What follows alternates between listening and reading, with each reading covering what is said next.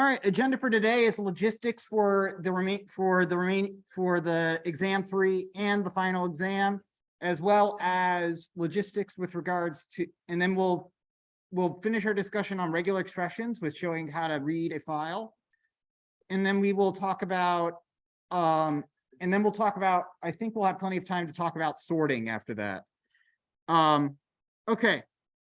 So last I checked, in terms of time, I checked and I'm like, it feels like there should be one more week in there between now and the end of the semester, but there's not. It's, so I essentially have two choices for giving out exam 3, which is next week's lab and or the very last lab. And I do want to remind people, the few people that are here, it's very empty today. It's been that way. It gets progressively and more empty every semester, but I think it's gotten worse since the pandemic. Then again, it did sometimes get bad there. I think making it on Zoom is that. What's the final exam like? We'll talk about that too. Okay. So all right.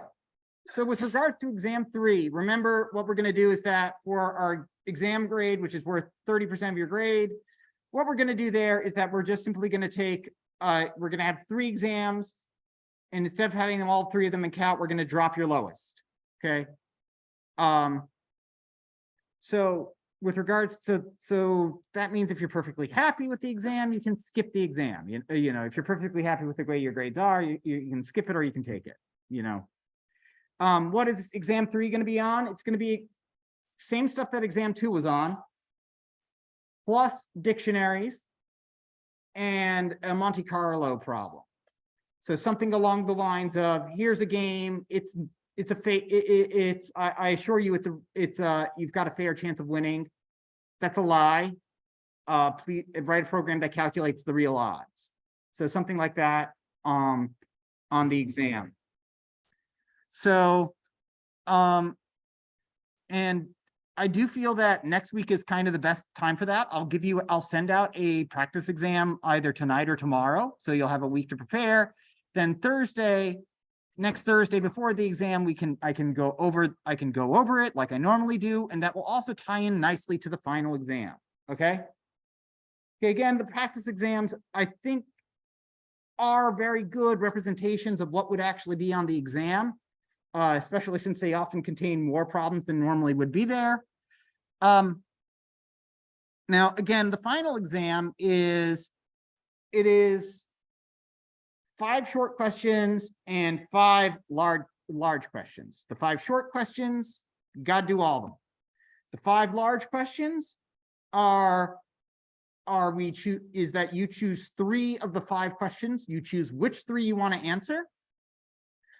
And then those will get graded. If you try to game the system, my rule, by the way, is that if you try to game the system by answering more than 3, I just simply grade the first 3 that I see.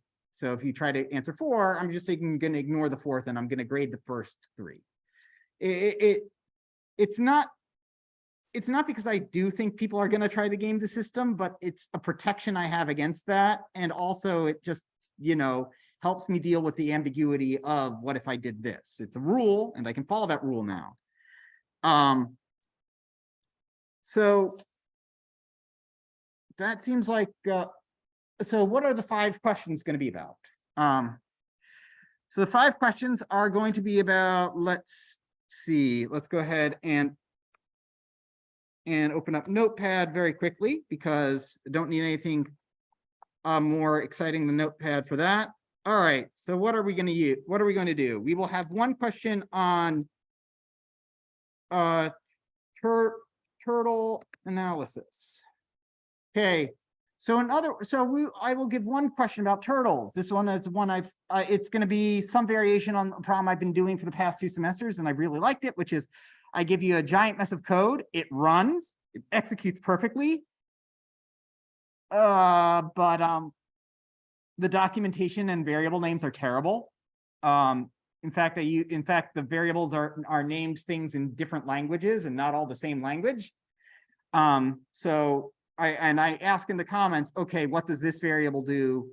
what does changing this do, right? I don't want answers like, oh, this is an integer. I want like, oh, this is a list of X, whatever X is, you know, it's not a list of integers, it's a list of whatever these values are trying to represent. There's a method in there called Groovy. What does Groovy do? You know, the comments just say it makes it more funky. What in the world does that, you know, so help me make those comments a bit more helpful. In other words, it's been a very popular problem, at least for as far as final exams go. There's going to be one on, there's definitely going to be a file reading question, probably a bit harder than what we saw in exam 2, because you'll have more time on a final exam to do that. But file reading, let's see. Oh, I should probably share my screen. Okay, so turtle analysis, file reading. There's definitely going to be a Monte Carlo question. Monte Carlo question, which will basically say, okay, here's a game, please simulate it. It might be something along the lines of what score you need, what is the average score that you get, how many turns does the game last, those kinds of things. How difficult is the game going to be? No more difficult than rolling 2 6-sided dice. That is the max level of difficulty in statistics that I will impose on you, most likely. Or sorry, maybe I'll do more, but I promise I'm not going to use weird 20-sided dice for this one. I tried doing having students simulate a round of Dungeons and Dragons to see how often a first level fighter could kill a goblin in a single swipe, but you know, that didn't go so well. I thought it was a great question. Let's see. Another one was that we'll be doing is, let's see. Geez, why am I blanking on all of them?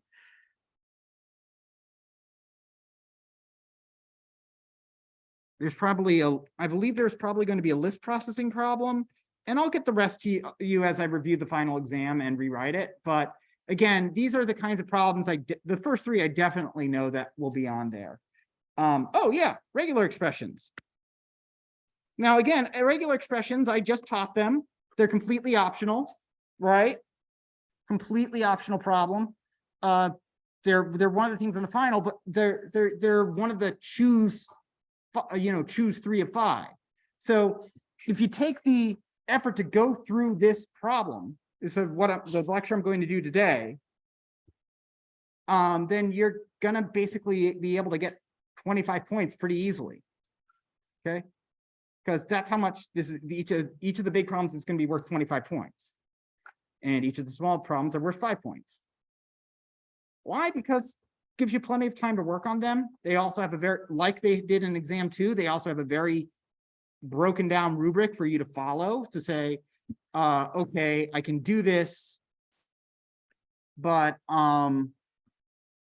you know, if I can't do it for this, then you get partial credit for doing it for this situation, right? If you can't handle this, the twist I put in it, if you can handle it without the twist, that gives you some credit, you know. But yes, you get to choose for the longer problems. Okay. So with regards to the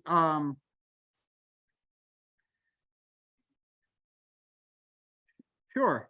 And again, I'll probably this list analysis is probably that is the only one I'll have to double check. I know I've had questions about these on the final in the past. It might be that I even add another one as a possibility. But the point being is that you're going to be able to choose a subsection of things from throughout the semester. Yes. File reading doesn't involve dictionaries too much. File reading will most likely involve string manipulation. File reading will most likely be opening a file, doing some string manipulation, like, okay, I need a split. I need to make sure to translate to integers. I need to make sure to parse things correctly. Those kind of things. Dictionaries are more are more useful for Monte Carlo kind of stuff. There's probably not anything that you need to use for specifically though for that. The regular expression will also kind of dip its toes into file reading just because from the nature of the problem that we've discussed. So let me go ahead and talk about a problem I've given out so let's actually go over one of the questions that I have given in a final exam in the past, which is given a text file, okay? Given a text file that looks something like this, Professor Rosen, room 349.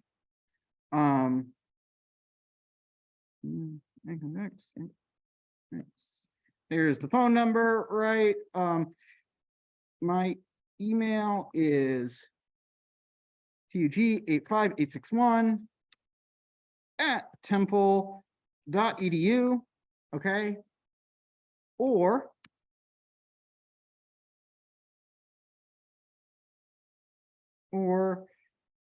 also, and I'll just do also andrew.rosen@temple.edu. I am not rosen@temple.edu. A lot of people think, for some reason, I get lacrosse emails sent to that because I think there's another Rosen who deals with lacrosse. So it's very interesting that they send it to the wrong alias. So this was maybe so in the exam I'll have like some test files for you to look at that I'll link you to.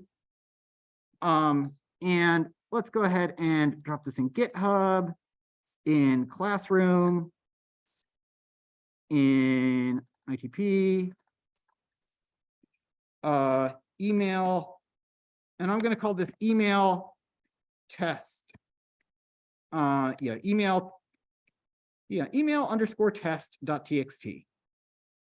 So if you didn't catch that, I called it this email underscore text.txt, right? And so what is my question for this problem? My question for the problem was, given a document of which this is an example document, but not necessarily the document that that you would be tested on. So when I give you an example document or an example problem, it's not necessarily what I'm going to be testing you on. That's like what you can test on yourself. And if it works on those, your program is going to work on my test case unless you hard coded your test cases in. What does that mean? Well, the problem here is I want you to remove all the TU email addresses that are found in the file, okay? So for example, I'm just going to put hard stuff in, nor am I, right? So for this one, in other words, I want you to remove this email address and this email address, but not the other two. Okay, I don't want you to remove things that end with @temple.edu. I want you to remove all emails from this file that are of the TUID format, right? The TU, some letter, a bunch of numbers @temple.edu. So I'll also give you a corresponding output file for this, and I'll say, okay, your answer should look something like this. Your output file. So given a file, I want you to read my file and create a new file that will look something like this. Make sense? That's the overall goal of this, okay? So in Python, we have access to the RE library, okay? Now the RE library is what allows us to work with regular expressions, Python, RE library. And it's got a lot of, now there's things that you can do, like you can build patterns and the like to do stuff, but it's got a lot of very useful things. It's got a long explanation about different ways to make character classes or to negate them. And I highly recommend you taking a look at this and learning about regular expressions. But with regards to this kind of problem, you can see how, you want to kind of have a problem that removes this personal information. Now, there's a few things here that make so the primary function we'll see a lot of time, or you'll see a lot of times if you're actually trying to make this optimized, is use re.compile, which makes a regular expression object, which is used for matching, which you give text to that to look for stuff. But over here, a lot of times what we're going to be doing is dealing with substitution, removing stuff, which is what I was going over at the end of last lecture. All right. Overall, I'd say learning regular expression takes about 2 hours. 2 hours for 25 points, pretty good trade-off. Okay. And there's tons of resources because, again, this is language independent. Okay. So how would we go about programming this? It may amaze you that the end result, if we make it nice and simple, will be very short. But I'll be a bit verbose at first. So let's go over here and I'll save it into the appropriate place, which is where I save the file. Classroom, IDP. And that will be, let's see, do I have, see all files just to make sure that I've got this? Yes. Python file, email, or I'll call this TUmail remover. You can call it whatever you want. I'm just calling it TUmail remover, so it makes sense when we see it online. So the first thing we have to do is we import RE. Now we're going to do 2 things before we do work with regular expressions. The first thing we want to do is read our file. And the second thing we want to do is make sure we write the file. We do both with the open. Okay. Now I haven't shown you how to write files, but honestly, it's very simple. It's about as simple as it gets. Okay. So data. So let's call it. So let's, why am I having trouble with that? Data is equal to open email underscore test dot t. Is it test? I call it email. I called it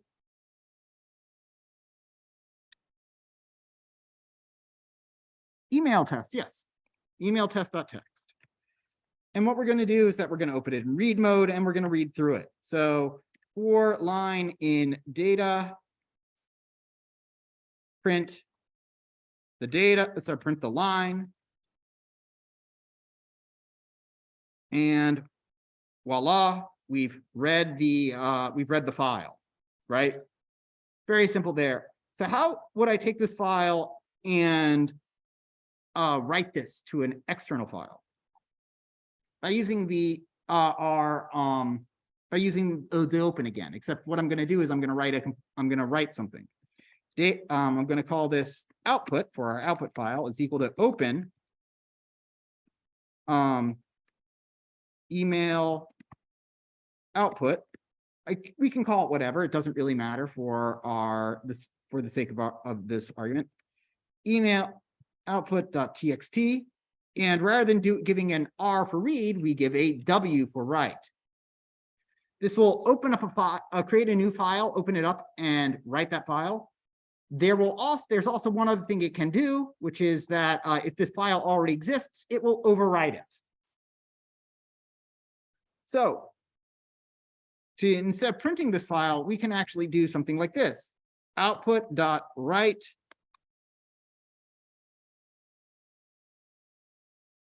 line. And then what we need to do to tell the program that we're done with the file is that we say output.close. And that's as simple as it is to write a file. You just simply say where do you want it to go? And rather than printing, you go variable name dot write, that puts it into a file, and output.close. And then you run it and it doesn't do anything because of course not, it's writing to a file now. So we now actually have to go and look at the file. Yes. Closing the data file is considered polite, but because we're not changing it, we don't have to. That's the polite thing to do. but we don't actually have to do it. So text file, email.output, we've got one there now, and you can see here's my output. How do I know that this isn't the same file that I just did? So let's go ahead and just tack something onto the beginning, like 2 exclamation points. And now if I run this again, right? So let's go ahead and just actually, instead of having to search for this, let's open it up and go to Documents, GitHub, Classroom, ITP, and where is it? Email output. And now we see we've got our same file, but we've got exclamations attached to anything, including the empty line that I had left at the end of this file. So that's fine. Okay. So now what we need, what we do is that we need to work with the regular expressions. What we want to do is that when we want to replace everything in a file, we basically want to go line by line. I mean, there's nothing stopping you from reading the entire file all at once, but I find this to be a bit more clean, a bit more easy to work, and a bit easier to debug. What we're going to do is we're going to read it by line by line. And if we have an email in the email address in there that we're looking for, we remove it. So what we have to do over here is figure out what we're looking for. So I'm going to call that target, or actually I'll just call it a pattern, because that's the pattern that we're looking for. We're looking for something that follows a pattern. Now what we know is that so let's go ahead and just try this out without making it too hard on ourselves. Okay. We know that anything we're going to look for ends with edu, specifically ends with .edu, but I'll get there in a second. So what I'll do in this case is I'll say re.sub,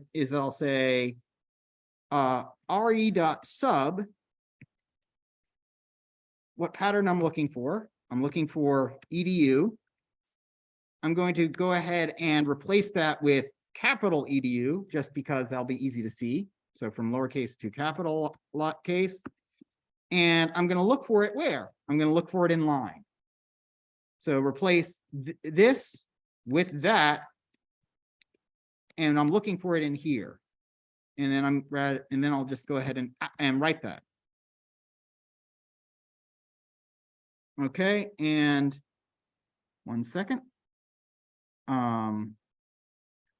Email.output. And there it is. Let's see. Oh, no. Didn't change anything because I said sub, but when I do re.sub, that creates a new string. Didn't save it in a variable, right? Remember, you can't change a string. Strings are immutable. So whenever I say we're going to modify a string, it's a total lie, but it's one that we use linguistically anyway. In reality, whenever we change a string, all we are doing is we are creating a new string based off the old string, and we need to remember to store that. I forget to do so sometimes, but I've forgotten to do so enough that when I make that mistake, it's a very easy fix for me to make. Even everybody makes these kinds of mistakes at all points of their programming career. So here we go. We've replaced all the EDUs with capitalized EDUs. So believe it or not, our program is mostly done here. All we have to do is just get the correct pattern in. And that's a 25-point question after we figure out the correct pattern. So it's a very simple process, very simple formula here. We open up the file that we want to read. We figure out where we're going to write it to. We figure out what pattern we want to go through. And then we go through and we replace the pattern with what we want to replace it with. We want to replace it with removed or something, you know, or redacted or whatever. You know, I'm not going to be picky if you use a different term than what I use, right? That's not what I'm testing you on. I'm testing you on the reading part of this. So, and then we just simply write it. So what's the pattern? The pattern is, so we know it ends with, so what we're looking for is something that starts with TU, then a bunch of letters in the, then a letter. Let's look at it. all TU email addresses go in this pattern. They go in TU and then they go a letter. There's a certain subsection of letters, subset of letters like TUN, TUZ, TUF. But honestly, I'm just going to say any letter here just to make it simple for myself, right? Okay. And then we have, so TU something, and then we have a bunch of numbers, 5 numbers. Then we have the @ symbol. Then we have temple.edu. So we can work on this either going forwards or backwards. Which would people prefer? I started by going from it backwards, but we can start by going forwards if we prefer instead. Any preference? Forward. All right. So we start out with TU. The next thing we need to do is have a letter. Now this would catch it, even though it's technically not the right way to do it, because of course, because remember, /w is word characters, which means they're variables as well. So, sorry, anything that could go in a variable name. So an A, a B, a C, a D, but also an underscore and a number. So for accuracy, what we want to do is actually create our own character class, right? And in here, we want to list all the possible letters that could be. Don't follow what I'm about to do, please, because I'm about to remove it. So we would have to go A, B, C, D, E, F, G, right? Seems a bit long, right? Fortunately, there's a shorthand for that. And you're going to not believe that this works, but it does. A through Z. So remember, anything in the brackets means choose one of. So this would mean choose any one of these, which would, basically any vowel. Or this would mean any A or capital A or B or capital B or capital B, right? So, but a lot of times when we do these operations, it's a lot of times you want letters through a certain series. It's so common that you want some things that are sequential. So when you're in these brackets, if you say A through Z, it understands, aha, any of one of these things. Any of one of those. Okay, and then we need 5 digits. So a digit is a /d. So we can either do, 0 through 9, but honestly, it's shorter to do /d for a digit. Okay, and we could do 5 of those. 1, 2, 3, 4, 5, right? Or, and again, both of these are perfectly valid. If I see either on an exam, I'm not going to care. It's gonna, as long as it works. The other is we can say, I want to see exactly 5 numbers. So remember, this means exactly 5 of the preceding one. Most of what you'll need to master is going to be actually in this email address right here. You've got choose a character. You've got the, make your own character set. You've got the built-in character sets. You have repetition over here. Repeat a certain amount. Then we need the @ symbol, which I don't think we have to do anything special about. Then we've got temple, just this temple. And then we've got .edu. The only thing that we have to actually do here that's special is that we need to know that dot has a special meaning in regular expressions. Now, if you just write it as this, and this is what you have, I mean, this is going to work. So I'll just point that out first. This would work. So email output.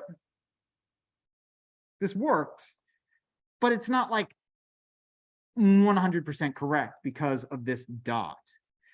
If you make this mistake on the exam, how much am I going to penalize you out of 25 points? Like 2 at most, 1 or 2. It's a very minimal mistake in my book, right? So the idea here is that the dot is the wildcard character in regular expressions. It would match not only this, but it would also match this as well. I save it, run it.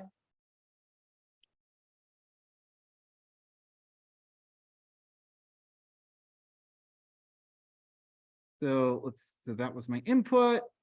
Now grab the output again and see it worked for having 3 E's in a row, right?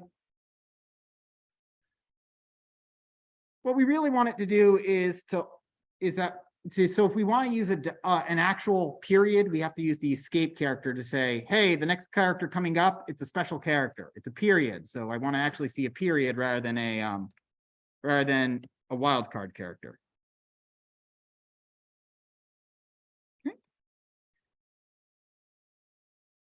And now if I go ahead and open it up again, because Notepad won't refresh automatically, you'll see that it didn't remove that one. It's actually looking for a period. So again, how does this work? We're looking for a pattern that starts with a key, then followed by a U, then followed by any letter, then followed by any number, specifically any 5 numbers, followed by the @ symbol, followed by temple, followed by a slash, followed by a dot, followed by edu. So it's looking for this combination at temple.edu. And how would I grade this? I'd grade you basically piecemeal. If you got like the first part, if you like got some of the first part, but you remember to do this part, I'll probably, you'll get credit for this, but not all for this. It all depends on how well you do, right? And I will also, and there will be like, some points for reading and writing as well, for making sure that's done. But this is the kind of question I have asked. This is actually a question I have asked on a final exam in the past. And you will get something equivalent. It's not going to be social security numbers because I use that as my example, but something like telephone addresses.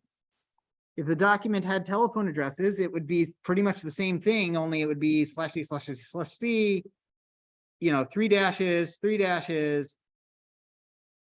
Although with telephone addresses on a final exam, I might make it more interesting because, of course, sometimes we have parentheses around those. So there's a couple different operators you can have there, such as the question mark operator, which says, hey, the previous thing, that's optional. You can have 0 or 1 of it. But do you need to know that? No, because guess what? So first off, open parentheses. This you can use the brackets you already know to say, I want exactly 0 to 1 of those things. It's just shorthand, though. There's a lot of versatility in how you write things in regular expressions. It makes them very powerful. So let me go back to the correct answer and save it. All right. Now, again, regular expressions doesn't take too much to learn. There's a great chapter in Automate the Boring Stuff. Again, chapter 7. So if you want to learn that yourself, go through chapter 7 in automatetheboringstuff.com. And it will go over a lot of these examples. But for right now, what I wanted to do was, with the remaining time we have, I wanted to also talk about not just what I care about, but also like what other computer science courses care about, which is, we're going to talk about a very common problem that we have to do in computer science, which is sorting. Now, I love sorting because it's a very useful problem for testing things. Also, it's a very well-researched area. Also, like when we talk about like sorting in Insertion Sort, when we talk about sorting in terms of amount of documentation, Wikipedia is like great at it. It's got like animations for every single sorting algorithm and animations that actually make sense. And there's a lot of different ways to sort things. Now, to be specific, what in the world do I mean by sorting? Just to be specific, I mean, you probably understand it from the context, but sorting refers to the act of taking a collection of items and putting them in order. There needs to be some well-defined order for these things. So we typically work on numbers. For instance, if I had go ahead and change that brush size down. So for instance, if I had 9, 9, 4, 2, 7, that sorted would be, those individual numbers sorted would be what? They'd be 2, 4, 7, and 9. Okay. Numeric order, we typically assume smallest to greatest, but the same sorting algorithms that we use here, it's not too hard to make that, to tell a sorting algorithm to go in reverse. Okay. Similarly, we can also sort strings, and those will be sorted in alphabetical order, right? So if I have the word wolf, it will conveniently sort everything with the F first, then the L, then the O, and then the W, because that's alphabetical order, which just happens to be a palindrome. Happy coincidences. Although it's really coincidence if I work that out in advance. So, all right. Regardless, now writing a sorting algorithm from scratch to using your programs, probably not something you're ever going to want to do, because when I say these things are well documented, when you learn about sorting algorithms in whatever class that comes up in, you're going to be learning the pedagogical example, the pedagogical ideal of these things that don't have like the various optimizations that have been put into the programming language to run these.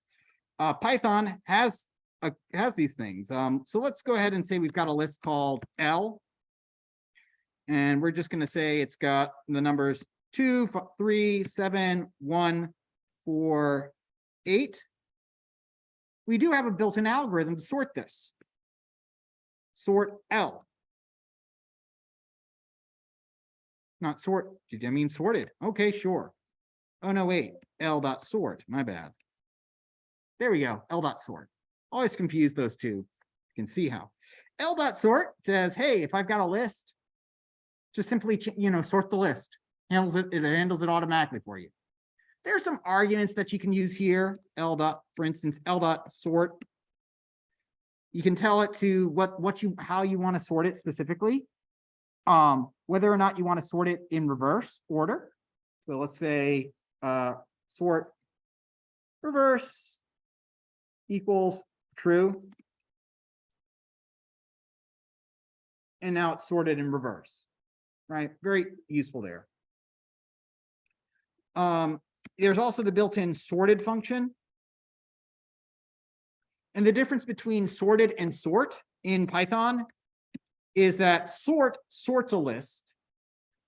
Sorted gives you a new sorted list, a new copy of the list. It doesn't change the old list. So it's a weird, subtle difference. Basically, you've got one that gives you one that gives you something that it changes it, and one that leaves the one unchanged and gives you a new copy. Honestly, that's not what we're going to really talk about, because again, whatever programming language you're working in, it has a different way of sorting things, has different ways of calling it, and that's not important. What's important is what is being used and how that works. Because when you think about it, how do these things work in general? There's a lot of different functions we use that we teach in computer science, like a lot. There's off the top of my head, there's bubble sort, selection sort, insertion sort, merge sort, quick sort, tim sort, tree sort, heap sort, radix sort as well. There's also spaghetti sort, tim sort, and bogo sort. Sorry, I mentioned tim sort, I meant stooge sort there. There's a lot of different sorting algorithms there. Not all of them are useful. For instance, bogo sort and tim sort. So for instance, stooge sort exists only for the purposes of doing only for the purposes of doing algorithmic analysis on it. It's a recursive sorting algorithm, which simply says sort the first 2/3 of the list, sort the second 2/3 of the list, sort the first 2/3 of the list again. And do the sorting by doing stooge sort on each of those. It's a recursive algorithm. It literally only exists for doing analysis in a computer science class. The other one that exists, but that's a bit more understandable, is my good old friend bogo sort. Now, bogo sort is a really dumb algorithm, really dumb. But again, it exists for the same purpose. And it works something like this. While not in order, list, while the list is not in order, random dot shuffle list. So that's BOGO sort. What essentially it means is that it's the way of trying to sort. Imagine you had a deck of cards and you will put the cards in order. This is the equivalent of doing 52 card pickup to do that. You throw the cards in the air, gather them all up, and continue doing it until it is sorted, until you've miraculously put them all in order. This takes forever. In fact, we have ways of measuring how long these things take, because if you have any with regards to statistics, talking about our 52 cards, right? We have, you know, the way that works is how many different ways can you arrange a deck of cards? There's 52 different cards for the first one, 51 cards for the second one, 50 cards for the next one, and so on and so forth until you've got the last one, right? Meaning that there's, for a deck of cards, there are 52 factorial ways of sorting a deck of cards. In other words, what we'll say often is that the runtime of this algorithm, the big O analysis, the upper bound on this is, if you have n cards or n things you want to sort with BOGO sort, it takes n factorial for the amount of permutation, for the amount of different ones you have to check, assuming you don't land on the same one twice. And then it takes O of n time.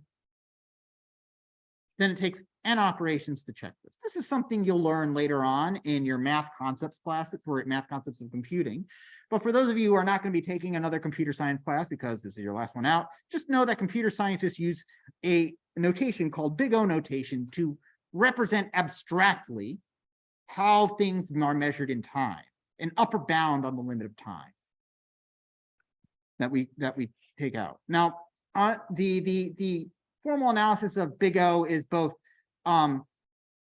too time consuming and too boring for this class. So I'll disregard for it, but just know we have a way of measuring efficiency. Okay. And in case you're wondering what n, and just to remind you, n here is however big the list is. So this getting bigger gets much, much bigger. So let's learn some sorting algorithms. How do things actually realistically get sorted? One popular technique we learn is something called bubble sort. This is typically computer science programmers' first sorting algorithm that we learn about. Let's go ahead and write an example: 7, 2, 8, 9, 1, 6. All right, and the way bubble sort works is that we go through this list, and I'm always going to use 1-digit numbers here, both to keep it short and also just, so you don't accidentally misread, is that a 72 or 72? They're all 1-digit numbers. And what we do is that we look at every adjacent pair of numbers. So this is bubble sort. We look at 7 and 2. We ask ourselves, are these two items in order with regards to each other? Not within regards to the entire list, just with regards to each other. That's an easy question to ask. If these two are out of order with regards to each other, make them in order, swap them. Those are the two operations that you use that all sorting algorithms rely on. Heavy asterisk there, not all of them rely on them. But primarily the ones we learn in all of computer science, in all of your computer science classes, rely on two operations. Comparing two items to see if they're in order, and then swapping them if they're not. Okay, so we did so for this pair, and then we go on to the next pair, which is this one. Are these two in order? Yes. Are these two in order? Yes. Are these two in order? No. So we swap them. 1 and 9. Are these two in order? No. Swap them. We're going to the same area as you. Okay. I can wait. No, I'm ready to go. Unless you're ready to go. Okay. We'll just simply mute that, and we will go. And that was a 6 over here, a 9 over here. And what we'll do over here now is that we ask ourselves, now that we're at the end of this, we ask ourselves, hey, is this entire thing in order? No, it's not. So we do it again, and we keep doing it until it's in order. So, and you'll notice through the next iteration why this is called bubble sort. 2 and 7, is that in order? Yes. 7, 8, that in order? Yes. 1 and 8. Let's go ahead and swap them. 1 and 8 over here. I'll just simply rewrite it at the end. What about 8 and 6? Those are not in order. So again, we'll swap them. 1, 8, 6. Sorry, 1, 6, 8, and the 8 and 9 are in order. So let's go ahead and write this now. 1, 6, 8. Okay. Now what happens with bubble sort is that every time we do a full iteration, a full run through this list of numbers, the largest item bubbles to the top. So the first time 9 got to the top of the list. The second time around 8, the next biggest number, bubbled to the top of the list. Now the next time we do this, 7 will get to the top, and so on and so forth. 2 and 7, are they in order? Yes. 7 and 1, are they in order? No. 7 and 6, are they in order? No.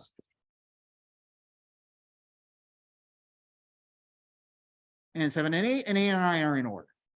And then our last loop, we just simply go through, and that swaps 1 and 2 to become 1, 2, 6, 7, 8, 9. We go through, we ask, is everything in order? Yes, it is. So we're good. That is abstractly how it works. There are various optimizations you can make. There's about 1 million different implementations, different pseudocodes for this, but this is what we call a quadratic sorting algorithm. It's classically quadratic. What does that mean? Well, it means that the O of n time is O of n squared. Well, what does that mean? It means that, well, if we've got n items, then at most we're going to have to, so we had 6 items in this. That meant at most we had to go through this loop 6 times because there would be 6 items out of order. And if we had to do 6 items, and each time we had to work with, so if we had 6 to go through the 6 times and we had 6 items, that means like 36 operations in total. I'm fudging the math here, by the way, a bit, just simply for the sake of brevity. But that means that the graph of the amount of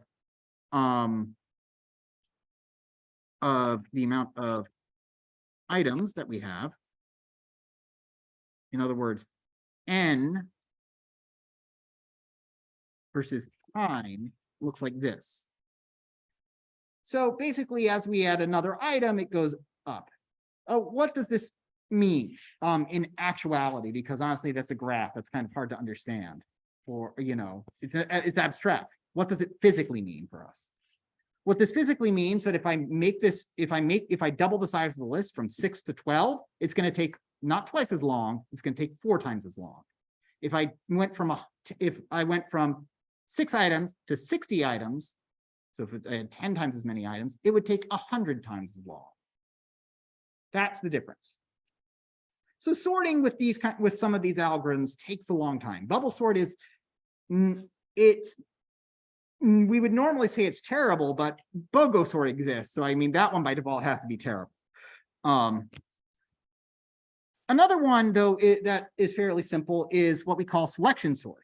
So I'm going to go over these selection sorts, and then I'm going to go over one that is actually used in sort in actual like production stuff. So selection sort makes sense. We select the biggest number or the smallest. It doesn't really matter how we implement it. So we have 9, 2, 8, 4, 7, 1. What we do over here is we look for the biggest number and put it in the last index. So is 9 the biggest? So far it is. Is 9 bigger than this? Yes, it is. 9 bigger than this? Yes. 9 bigger than this? Yes. 9 bigger than this? Yes. 9 bigger than this? Yes. 9 is bigger than, we looked at the first item. And we said 9 was the biggest. We looked at all the items to make sure of that case. So now that we know it's the biggest, we're going to swap them. We're going to put 9 into last place because since it was biggest, we know to go into last place. Now we need to know what goes in here. So we're going to look at all these items to find the biggest. We're not going to consider about this guy anymore because we've already looked at 9, right? So now we have to look at all the remaining items. Is 1 the biggest? So far it is. What about 2? So far it is. What about 8? Now 8's the biggest. And it's bigger than 4, and it's bigger than 7. So 8 is going to go here. Basically, we keep a running tally of what we've seen as the biggest item. And then we move it there. What was that? That was a 7. 7, 8. Now we look through for the biggest of here. We find, aha, 7 was the biggest. So 7 and 4 will swap. And then 4 will be moved into its own location, and 2 will get it moved into its own location, and 1 will be moved into its own location. It's a very simple algorithm, very easy to understand. And now, again, this is also a quadratic algorithm. It takes, so if we had 10 times as many items, it would take 100 times as long. But that's in terms of but again, I told you that we care about 2 different operations, okay, for sorting. We care about searching, we care about comparisons, and we can care about swaps. Traditionally in computers, we consider checking if 2 numbers are out of order or 2 things are out of order to be more expensive, because these might not be 2 numbers. They could be 2 very complicated objects that we have to do a lot of comparisons to figure out which one's in order versus which one's not in order. Okay, which one's bigger versus which one's smaller. So traditionally we consider comparisons expensive. And so in terms of doing, if we're doing that kind of classic analysis, selection sort's not that great. But in terms of how many swaps we have to do, every item gets swapped basically once into the appropriate place. So in terms of keeping the number of swaps to a minimum, this is great. So if you're sorting boulders or something, this is what you want to use, because those are heavy. Now, for the last of those quadratic algorithms, I'm going to give you one that's actually kind of useful, which is called insertion sort. When you have a hand of cards or something like that, or you play bridge and do that, but a hand of cards, you'll typically use something along the lines of insertion sort to sort it. And what that is that basically we take an item and insert it into the appropriate place in our already sorted portion of the list. It's a lot like selection sort, but selection sort always goes, let's look at the biggest, let's look at the second biggest, let's look at the third biggest. On the other hand, this one looks at like, this is the next item, where should it go in this list?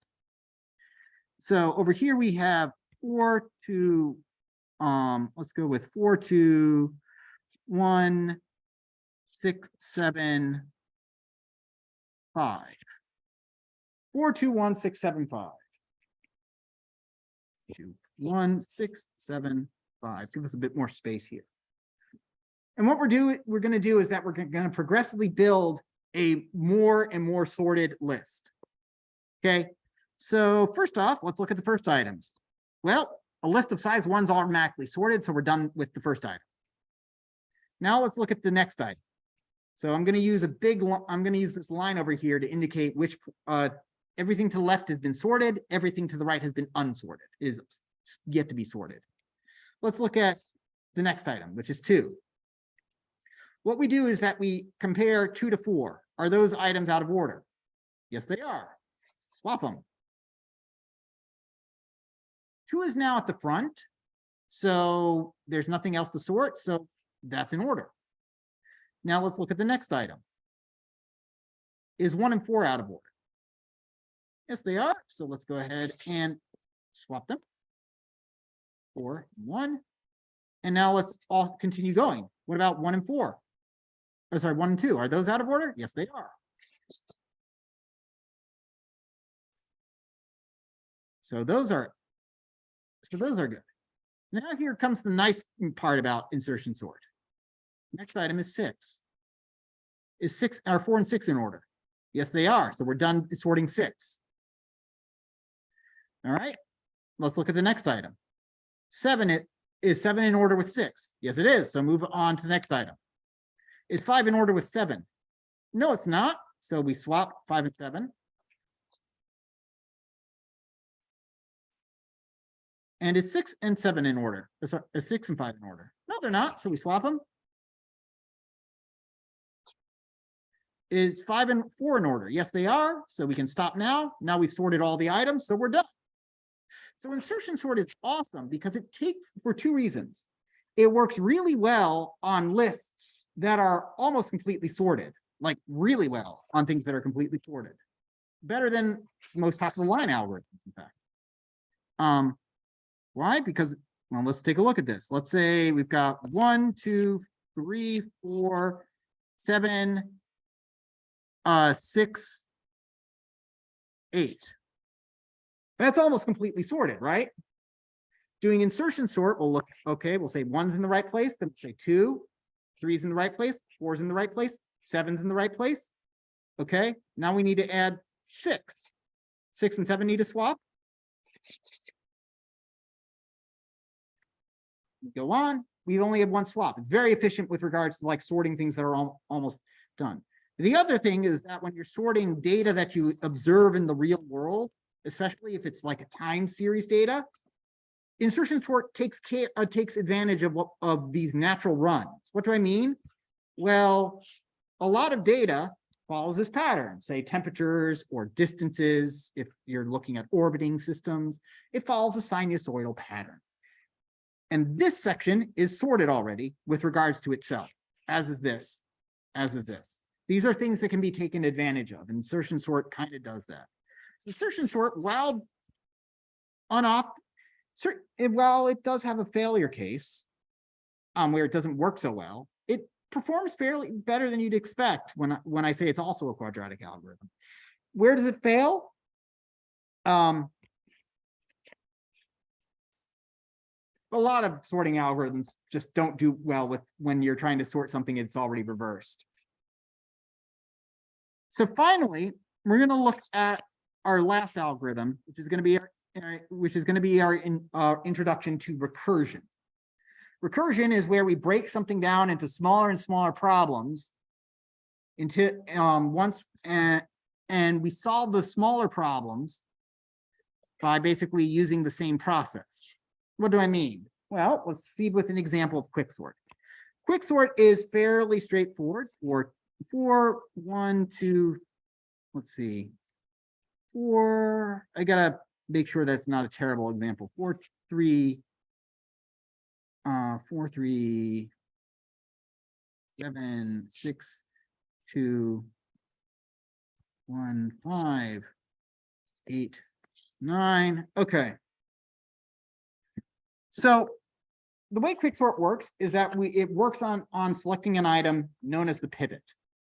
We typically do the first item as a pivot. Now, first off, please understand that what I'm about to do is a high level approximation of what actually goes on underneath.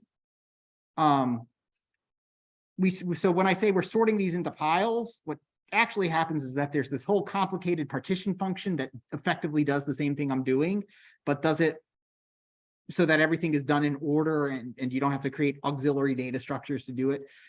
But the algorithm is still sound. It still makes sense. So what we do is we select what's called, let's see. Actually, let me just go ahead and swap these two items over here to make sure that the next step makes sense, makes more sense. Again, I have to make an example just to make, because I want my sub examples to look, to make sense to everybody. So what we do is we select the pivot. Everything that's less than the pivot goes to the left. Everything that's greater than the pivot goes to the right. So we've got a 4 here. So 2 is greater than, sorry, 2 is less than 4. 7 is greater than 4. 6 is greater than 4. 3 is less than 4. 1 is less than 4. 5 is less than, 5 is greater than 4. 8 is greater than 4. 9 is greater than 4. So now we were left with everything less than the pivot, everything greater than the pivot, and the pivot itself. And then this is what we call, this is what happens with the recursion part. The recursive part says, sort those piles using quicksort. So what do? We select this guy over here. 2 is now our pivot. Everything to the left, less than 2 goes to the left. Everything greater than 2 goes to the right. Now, we can't really go any further than sorting 1 item or 0 items. So at that point, we're done. All right. Similarly, we go over here. We select 7 as our pivot. Everything less than the pivot goes to the left. Everything greater goes to the right. 6, 5, 8, 9. And then we quicksort those guys. So this is our pivot. We only have one item, goes to the right. And then over here, we have only one item, it goes to the right. And now our items are in order.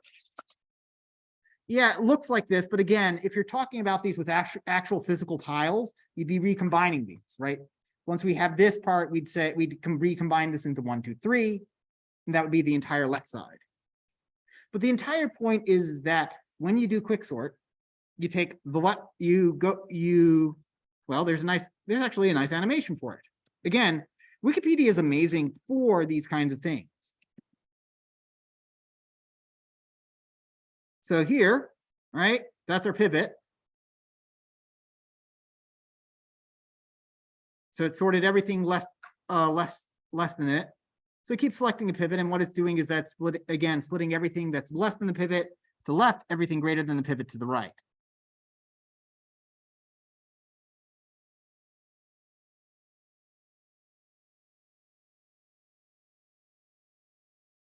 What it does over here is, though, it's slightly different than what I did. What they're doing over here is they're selecting the last item as it, and they're keeping it in place.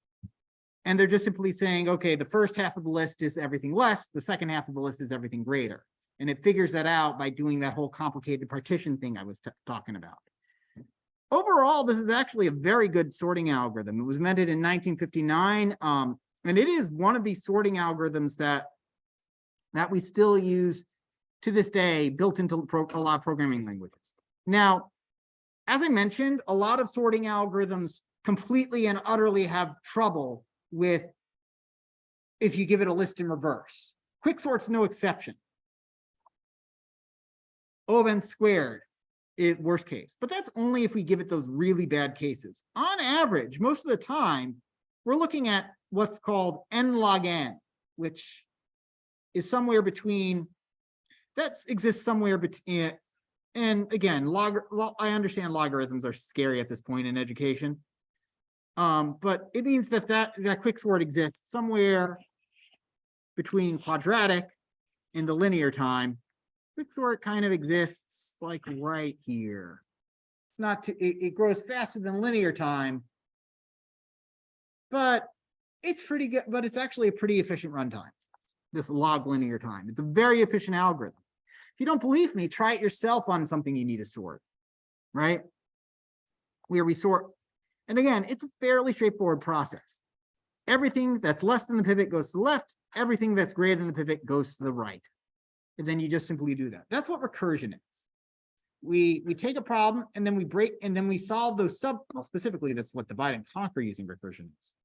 We take a problem, we do our best to solve the problem for where we can, and then we move on, and then we solve the subproblems using the same exact technique.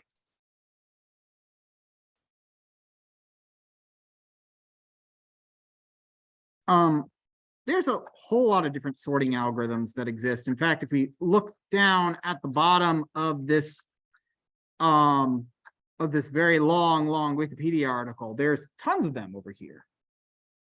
Bunch that we listed: bubble sort, quick sort, BOGO sort, insertion sort, heap sort. Now, what's also interesting, why we also care about sorting algorithms, that they're great tests for when we write distributed systems or parallel systems, ones that have a lot where we need multiple, where we typically assume the computer can only do one thing at a time, but most of these computers are multi-core processors with multiple threads. I mean, they can switch between multiple tasks at once. And a great way to test, are you able to, utilize all those processors to do the same task is, well, it's very easy to recombine things into one thing. That's where merge sort comes in. You see, it's very simple. It uses the fact that it's very simple to take a list of items, and we'll come back to this. It's very simple to take a list of items that's already sorted and combine it with a list of items that's also already sorted. So merge sort just simply splits everything it has into a list of one, combines them, and then combines the combinations, merges them together, if you will. So 5 and 6, what it does is that compares 1 and 5, moves 5, 1 forward, compares 3 and 5, moves 3 forward, compares 5 and 3. So, well, it doesn't have anything to compare it to. It's bigger than everything else. 7, 8, 2 is less than 7, 4 is less than 7. Then we can just tack 7 and 8 on the end. Now we merge these other two sorted lists together.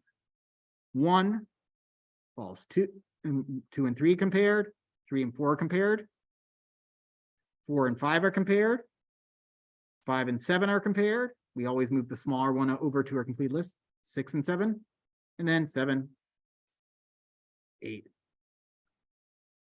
to get a sorted list. Again, the way this works, and we'll start playing from the beginning again, is that we take a list and we break it up in half each time, so that we end up with a list of size 0 or size 1 for everything. Because if it's size 0, it's sorted, and if it's size 1, it's sorted.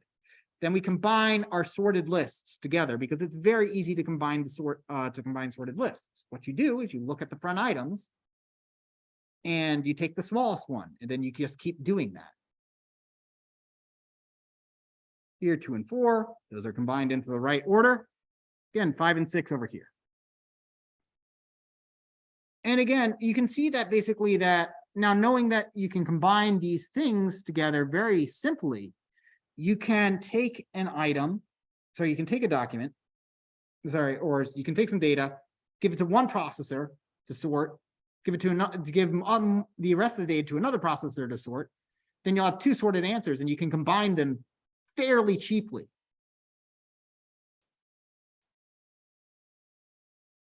So again, sorting is this really powerful tool that we have. Now, what does Python use for sorting? Like I said, we're looking at how these work. Well, I know for a fact what Python uses, because it was written for Python. We use TimSort for Python. Let's see, where are you, TimSort?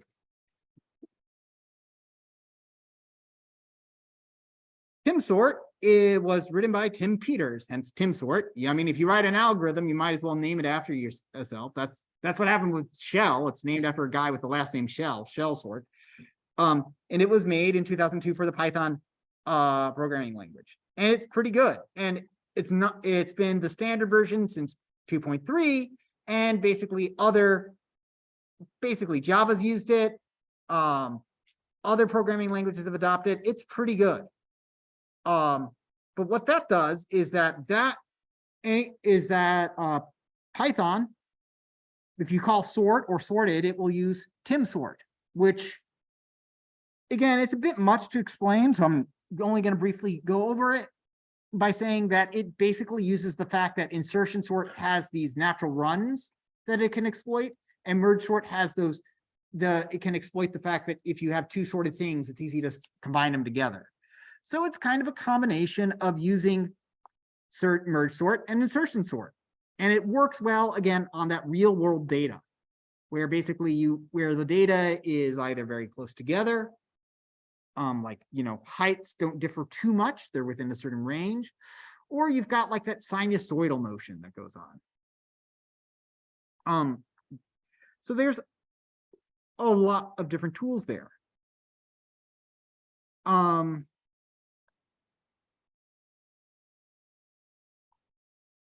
So again, we've got a lot of different proving that it's broken and how to fix it. So there's been occasionally, and this is what happens sometimes, occasionally we find like an error or something, or a weird case where something needs to be fixed. Let's go ahead and see where that citation is. 15. Let's see. Yep. They found that there were some cases where that might break, so they went and fixed it. So even in like things that are completed, in computer science, that we think that we have a solid case, occasionally something crops up, like an edge case where we don't consider it, and somebody finds it, and then it gets fixed. It's not to say that, sorting algorithms are like a completely dead area, because we've been working on them, and the last, really awesome one came out in 2002. That's not the case. I've been mentioning these run times, these big O times, without explaining them much deliberately. But like I mentioned shell sort. That one's weird because we don't actually know that the time complexity is an open problem. There's a lot of open problems in both computer science and in mathematics. Here we're saying we don't know how fast it can run at best. What we do is we do insertion sort, but with like these gaps of items. Like we like sort every 3 items, every 3rd item with each other, or like every 4th item. So maybe we'll like sort every 16th item with each other. And then we do that with every 8ths and every 4s, and that gets us a runtime. But whatever, but the gaps, we get weird different runtimes based on what gaps we use.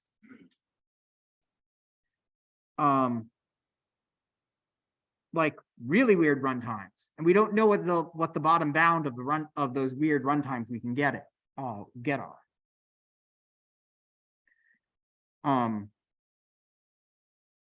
So anyway, I just wanted to bring up sorting algorithms because, again, they're kind of a part of computer science. They're kind of assumed that you will learn them in a computer science class. And again, for a lot of you, you'll see these again, especially in data structures, and probably in your math concepts class.